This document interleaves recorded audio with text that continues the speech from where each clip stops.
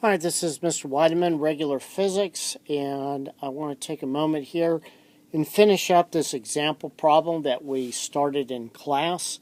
I added a little bit of a twist to it that's not on your assignment as you see it, but we're going to address it. I added this little thing right here, okay?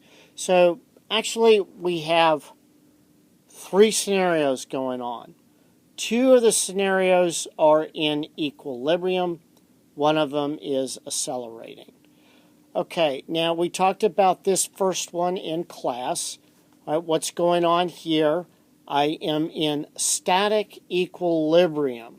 So what I am is I pull until I reach this force.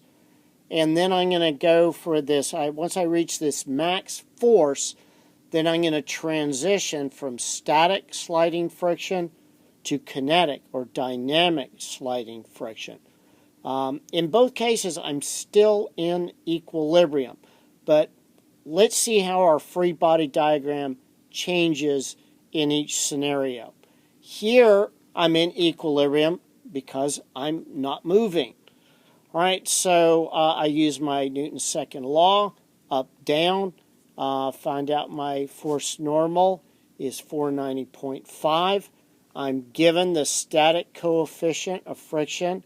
Therefore, using Newton's second law and noting that force applied is going to be in equilibrium with force friction, I calculate this value right here.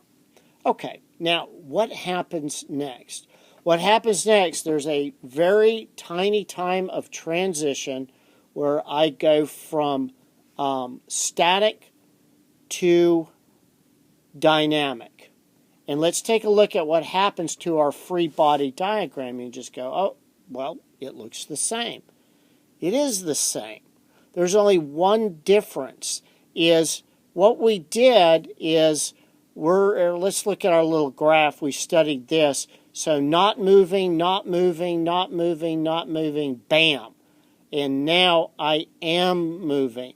And so this realm right here is my force of friction here is calculated with mu k force normal. I already know this. We already computed it in the first part of the problem. This has been given to me. So all I have to do is look at my free body diagram. It's the same. The only thing that changed was this guy, and it changed to 49 newtons. All right? So now I did a free body diagram of this scenario. That was the first part of the problem. Then I did a free body diagram of this scenario. That was the second part of the problem. I had to achieve this force to get moving. I have to maintain this force, which is much lower, to keep moving. Get moving, keep moving. All right, now what's the last part? The last part says, now I want to accelerate. Let's see how that changes things. All right, so when we look at this part, we're going to see that our free body diagram, I literally cut and pasted this over from the previous part of the problem because a lot of things haven't changed. The weight hasn't changed.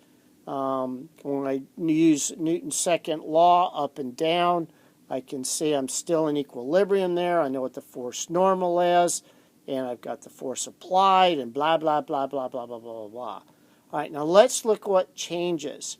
This thing here, I am going to use force of friction, K, mu K, because that is a constant, all right? And then I'm going to start accelerating. So what happens is I have to make this guy bigger so I can now accelerate. They were equal when I was at constant velocity. Now I'm accelerating. Okay, now I can just simply use this information in Newton's second law and apply the values that I know and substitute in my numbers and do my calculations, and I see I have to overcome inertia and the friction force. So now I need 150 newtons to overcome the inertia and 491 newtons to overcome the kinetic friction. And so now it's going to take 199 newtons to accelerate. Okay? All right. So I like this problem a lot because there's just little subtle differences in my free body diagram, but they have huge meanings. All right, if you just kind of follow through with this three-step process that we're trying to learn, hopefully this will all make sense. And good luck with the rest of your homework.